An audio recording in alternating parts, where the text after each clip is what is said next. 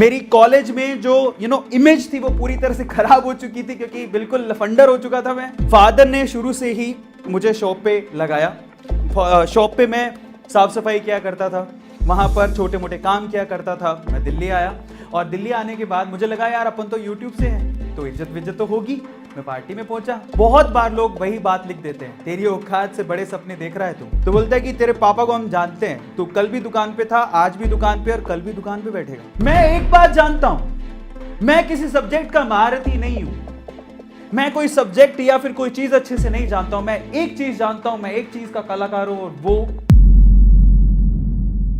powerful people don't come from powerful places. Powerful people make powerful places.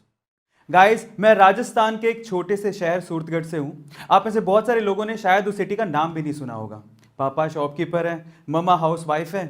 बचपन से ही normal छोटे छोटे से सपने देखे थे। मुझे आज भी याद है कि जब मैं स्कूल से आके अपने पापा के लिए टिफिन लेके जाया करता था, तो जब मैं शॉप पे पहुंचता था और पापा को काउंटर के उस तरफ बैठा हुआ पाता था तो मुझे लगता था कि ये साम्राज्य मुझे कब मिलेगा। मतलब मेरे लिए वही एक माहेशमती का साम्राज्य था और इतना ही बड़ा सपना देखा था। छोटी सिटी थी, इससे ज़्यादा सपने कभी दिमाग में आते ही नहीं थे क्योंकि सपने बड़े तब देखे जाते हैं जब माहौल ऐसा हो। तो सवाल ये उठता है कि इतने सिंपल सादे छोटे से सपने देखने वाला आज यहां तक कैसे पहुंच गया। दो यूट्यूब के चैनल, जिसमें से एक यूट्यूब चैनल 2 मिलियन, दूसरा यूट्यूब चैनल 4 मिलियन। पर सवाल ये उठता है कि वो लड़का जो इतने सादे सिंपल ख्वाब देखता था, जो सोचता था कि पापा के शो पे बैठने को मिल जाए, वो यहां तक कैसे पहुंच गया।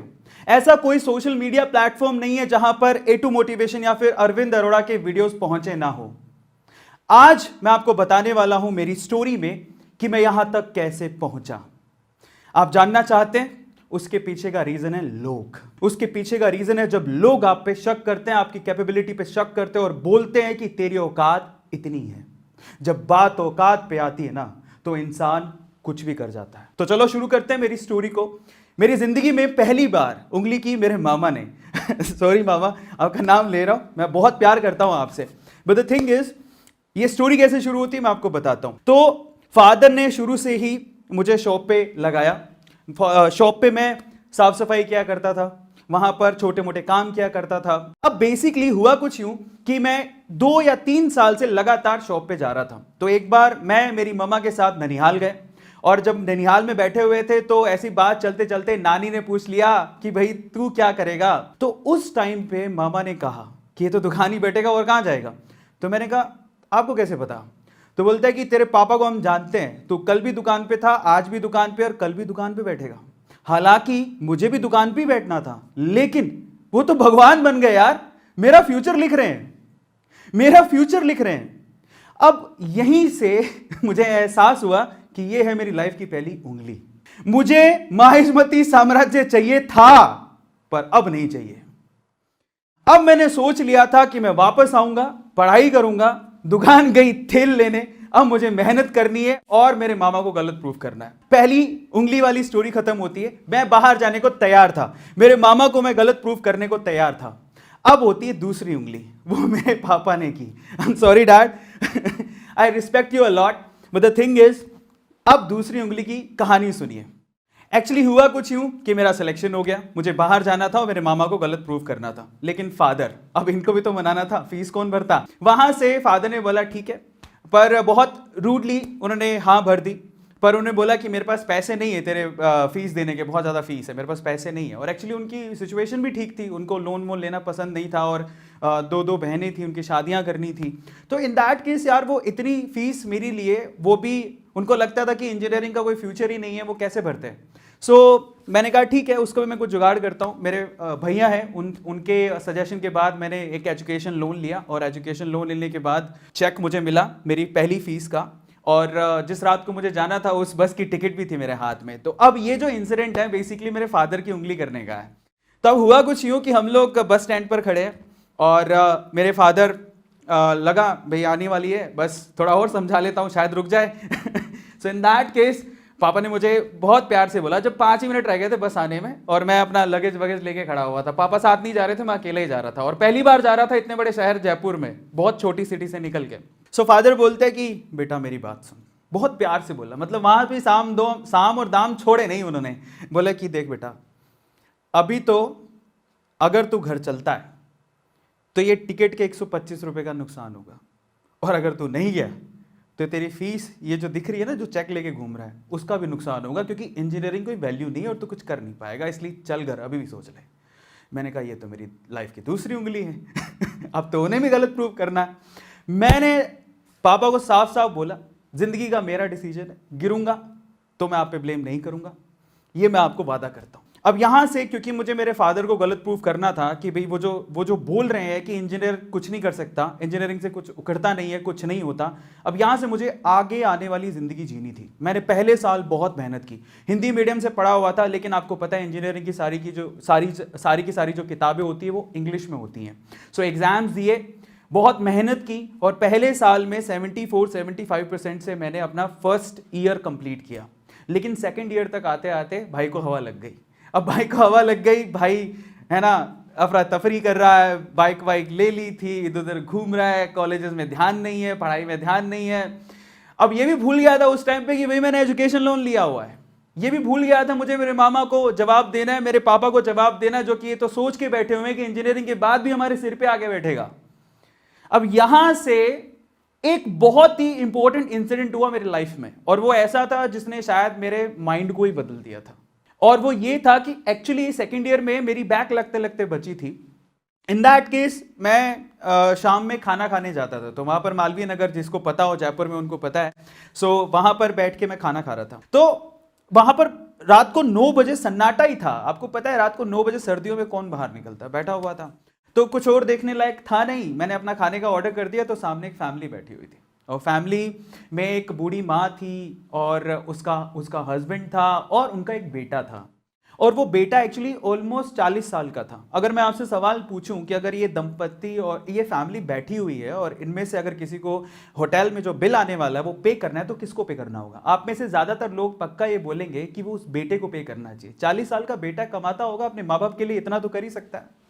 मैंने भी यही सोचा, रिलैक्स होके बैठा हुआ था। लेकिन उसके बाद जो हुआ, उसके बाद मेरे ना दिमाग में घंटियां बजने लग गई। हुआ कुछ यूं कि फादर खाना खा रहे थे, वो बेटा भी पानी पिए जा रहा था। अब मुझे पता नहीं सिचुएशन क्या थी, पर वो बूढ़ी मां खड़ी हुई काउंटर पे गई, अपने ब्लाउज से पैसे निकाले और पे किए।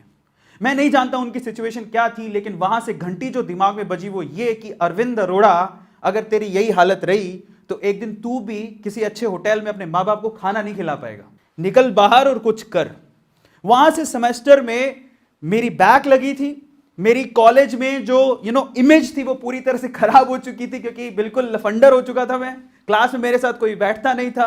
अब लोग यहां से डिलेमा में आ जाते हैं, और मे भी हो सकता है कि इतना ज्यादा प्रेशराइज हो जाते हैं कि मेरे साथ तो कोई बैठता ही नहीं है, इतना ज्यादा सीरियस हो जाते हैं कि वो इंजीनियरिंग छोड़ने की बात भी सोच लेते हैं। मैंने भी सोची थी, मुझे लगा था कि यार मुझे इंजीनियरिंग छोड़ देनी चाहिए, लेकिन फिर दिमाग में आता था कि मैं बहुत कुछ बोल के आया हूं घर से, यार मैं नहीं जा सकता वापस। मैंने इसी सिचुएशन को, जहां पर मैं बिल्कुल गिरा हुआ था, इसको मैंने एडवांटेज के तौर पे लिया। सो वहां से मैंने अपना बिल्कुल ध्यान जो भटक गया था पूरा कंसंट्रेट किया स्टडीज के ऊपर, और बिल्कुल फोकस कर लिया स्टडीज के ऊपर। फाइनली मेरी इंजीनियरिंग में जो सेकंड लास्ट सेमेस्टर था वो सिल्वर मेडल से मैंने खत्म किया, और फाइनली जो लास्ट सेमेस्टर था और लास्ट इंजीनियरिंग पूरी कंप्लीट की मैंने ऑनर्स के साथ। मेरे हाथ में एक जॉब का लेटर भी था, मेरी जॉब लग चुकी थी, लेकिन प्रॉब्लम ये थी कि उसकी जो ज्वाइनिंग आने वाली थी वो आने वाली थी, हमारा सेमेस्टर खत्म हो गया था मई में, ज्वाइनिंग आने वाली थी फरवरी में।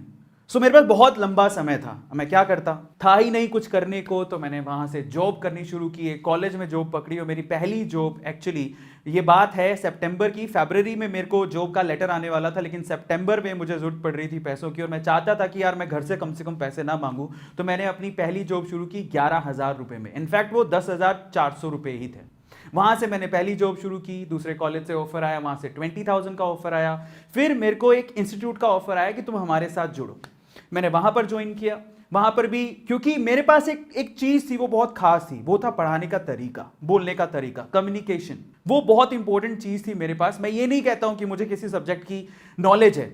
पता है एक चीज जो हर एक बंदे को सीखनी चाहिए हाउ टू सेल में, देखो ऐसा कोई दुनिया में इंसान नहीं है जो सब कुछ जानता हो, लेकिन जो इंसान ये जानता है कि किसी उत्तर किसी प्रश्न का जवाब, किसी प्रश्न का आंसर, किसी क्वेश्चन का आंसर कैसे ढूंढना है, तो वो बंदा लाइफ में कभी पीछे नहीं रह सकता। ये आप लोगों को ध्यान रखना है। परफेक्ट कोई भी नहीं होता है लाइफ में, परफेक्ट कोई भी नहीं होता, लेकिन अगर आप ये जानते हो कि किसी क्वेश्चन का आंसर कैसे ढूंढना है तो आप लाइफ में कभी पीछे नहीं रहोगे। और कुछ ऐसा ही मेरे साथ था।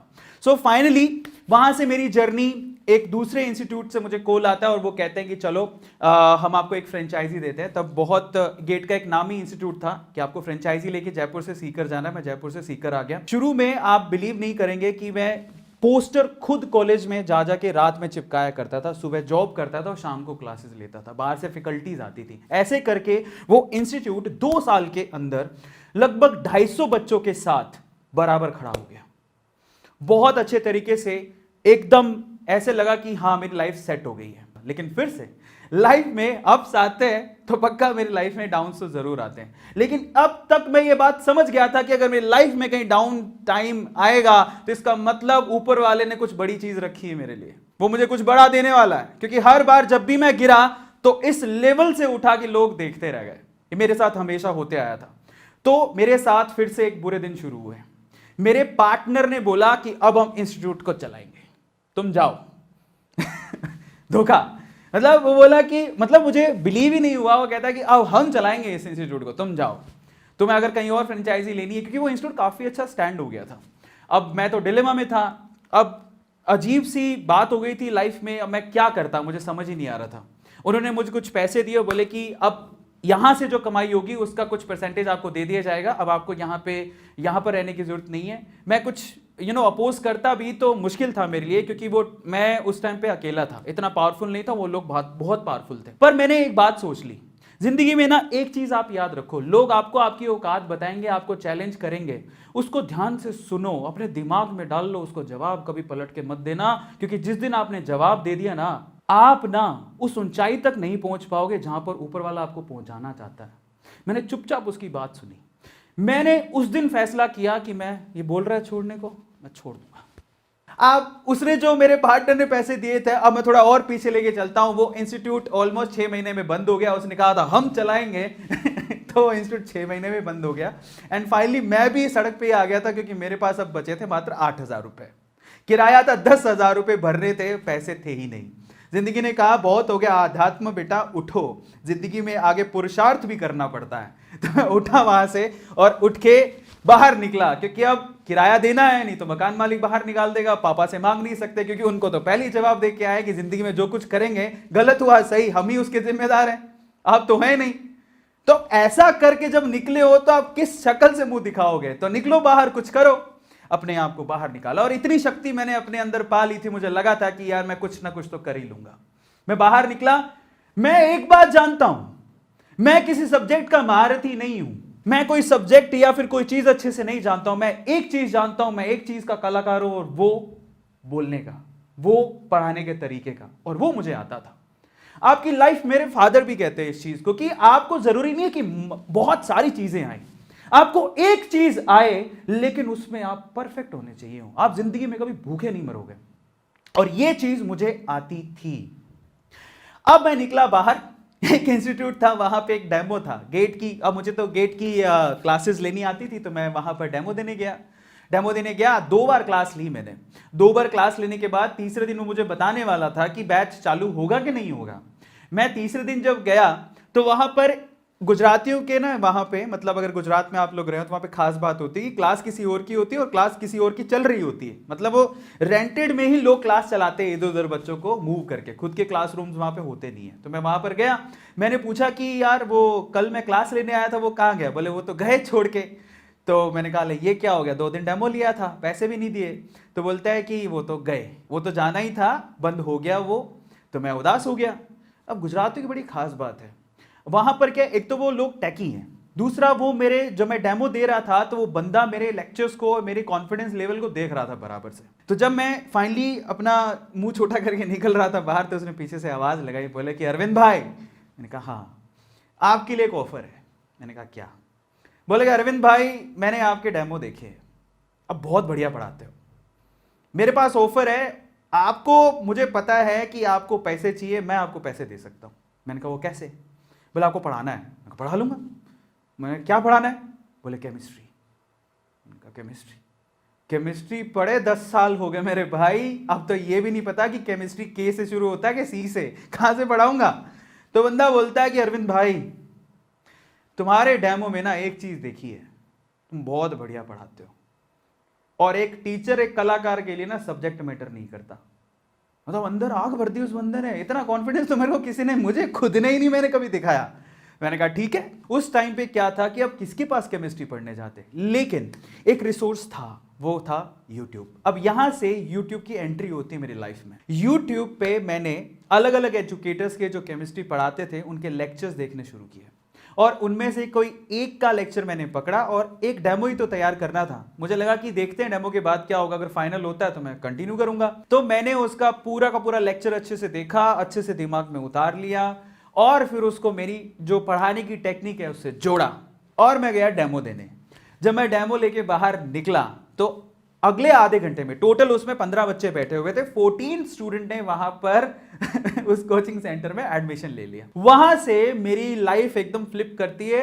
मैं गेट के इंजीनियरिंग के सब्जेक्ट पढ़ाने वाला अचानक से केमिस्ट्री टीचर बनने वाला था। घूम गई एकदम से लाइफ। वो इतना खुश था कि वो बोलता है मुझे कि अरविंद भाई अब तुम हमारे पार्टनर हो, अपन साथ में काम करेंगे, केमिस्ट्री आप पढ़ाओगे, मैं मैथ पढ़ाऊंगा, अपन साथ में काम करेंगे, बराबर बांटेंगे। अरविंद भाई तुम तो बहुत गजब। मतलब ये है दोस्तों कि एक्चुअली क्या होता है, हम लोग काफी बार बोलते हैं कि मौका मिलेगा तो बता देंगे। अब हम लोग मौके के इंतजार में रहते हैं कि मौका हमारी जिंदगी में आएगा। मैं आपसे बोलता हूं मौके आते नहीं हैं, मौके बनाने पड़ते हैं, और मौके के टाइम पे चौका मारना पड़ता है। आप तैयार रहो। और मैं आप लोगों को आगे, मैंने जिंदगी में सिर्फ किस्मत की डेफिनेशन सुनी थी, अब किस्मत किसे बोलते हैं वो मैं आपको बताने वाला हूं थोड़ी देर में। वहां से मेरी chemistry as a teacher journey शुरू हुई। तब मैं जब पढ़ाता था तो मैंने सोचा कि यार जब मैं पढ़ाते ही हूं तो रिकॉर्ड करके क्यों ना यूट्यूब पे डाल दूं। तो मैंने जनरली यूट्यूब का एक चैनल खोला, और वहां पर मेड इजी केमिस्ट्री के नाम से चैनल खोला, और वहां पर केमिस्ट्री के वीडियोज अपलोड करने शुरू कर दिए।